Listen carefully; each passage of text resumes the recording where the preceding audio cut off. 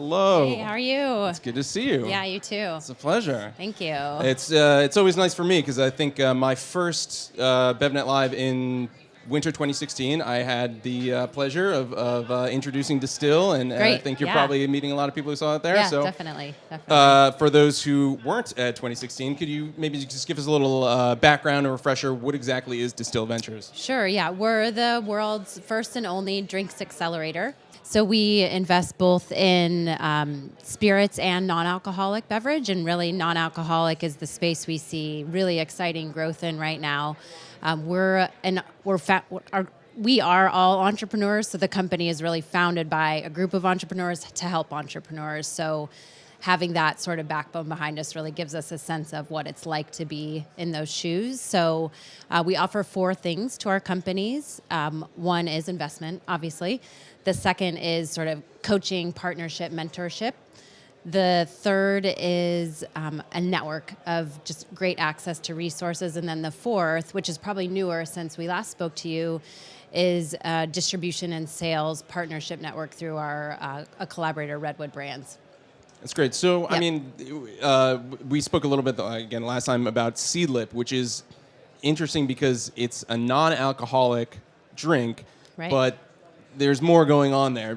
Can you maybe give us a little background about Seedlip? Sure, yeah. So Seedlip started in the UK about 3 years ago. It's one of our primary investments.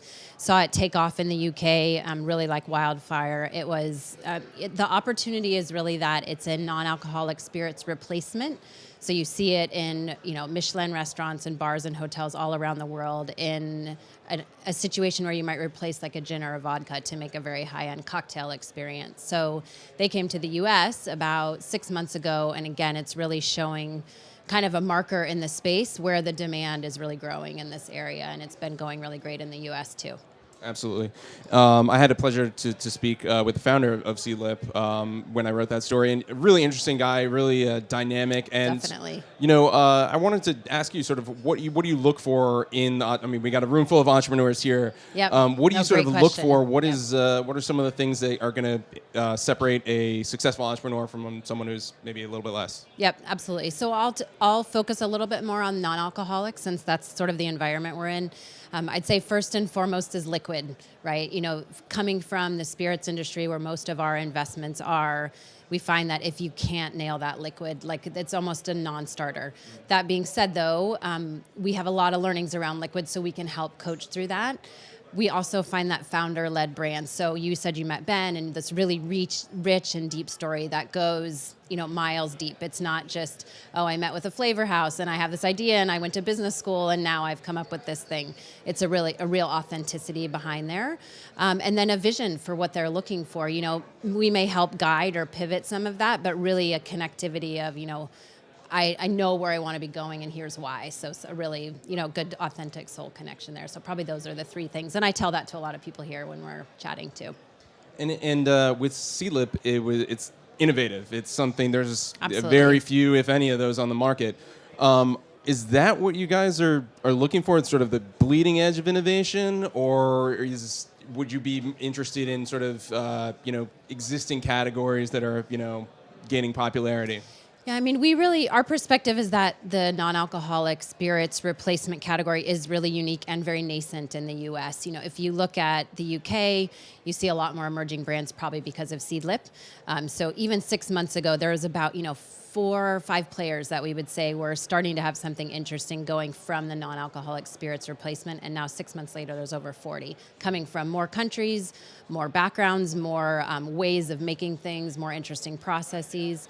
So we're, I'd say probably looking more at innovation than an existing category because we really are, making non-alcoholic spirits is actually harder than making alcoholic spirits. Right. Yeah. So someone who can really understand that and looking at new ways that you can bring complex flavors and process and into this is a really new space. So not to say that we wouldn't ever explore some of these others. I'm always looking at all of them, but it's, how are people taking it a completely different way that can elevate this occasion in a bar or restaurant experience. Right, and you mentioned too, sort of like the 4th component, marketing and that kind of aspect that's, I think, relatively new-ish. Yep.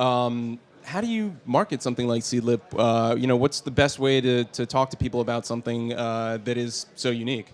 Right. Yeah, no, it's a great question. And I think that's probably one of the primary places that we're really looking at how people are responding and what does the consumer want.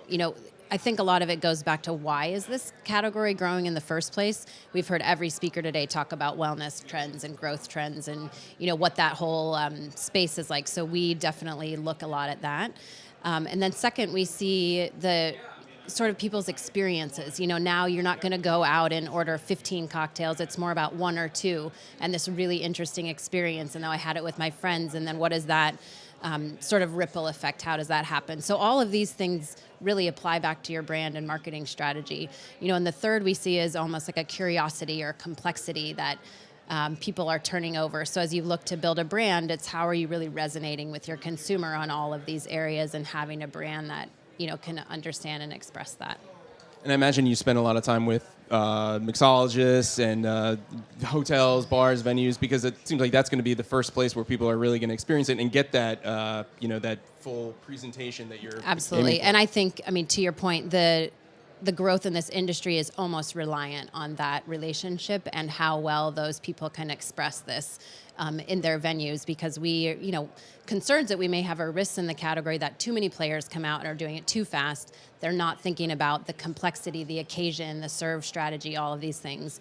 The second is that bars and bartenders aren't giving it the attention it needs. An alcoholic cocktail and a non-alcoholic cocktail need just the same level of expertise and beauty and all of these things that go into that experience and occasion.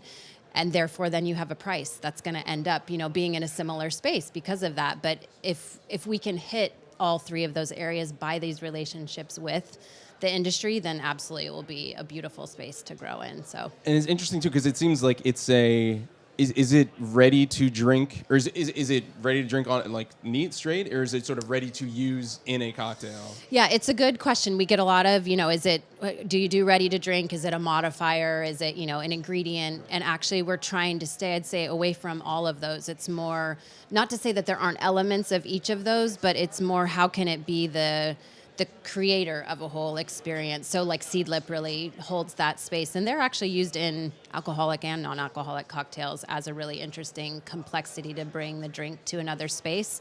So, I would say it's not, we're not eliminating like the ready to drink category, but I would really challenge people to look at that a different way, because if you're just popping a can and pouring it in something, like your occasion and serve experience is not there. So it's what other things can you add to that create this richer experience? So, yeah, it does. So it's a little bit of a conundrum, yeah, right? I mean, well, it's nice to have a versatile product, and I guess does it?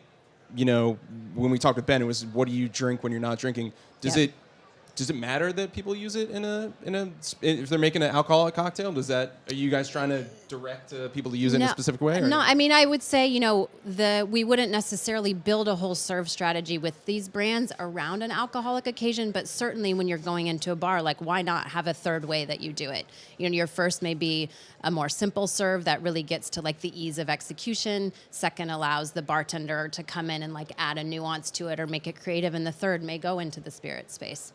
So, well, we talked about non-alcoholic, but I think low alcohol seems to be another area absolutely. where there's a lot of interest in kind of the same sort of sure. themes where people want to drink but maybe manage their intake exactly. a little bit more. Yep, absolutely. What are you seeing along those trends? Yeah, I'd say this is another area we look a lot at. Of course, about, hard kombuchas and some of the hops drinks that we're seeing and CBD and all these areas. But I think there's an opportunity in sort of this mid-proof space, like the Aperol Spritz and the growth in that area. But what else can you see that is a low or mid-proof that does allow for a different type of drinking occasion? So I'm looking. haven't found as much there lately. So well, also interesting with cannabis drinks, THC, CBD, sort yep. of being looked at as something that may impact the alcoholic market.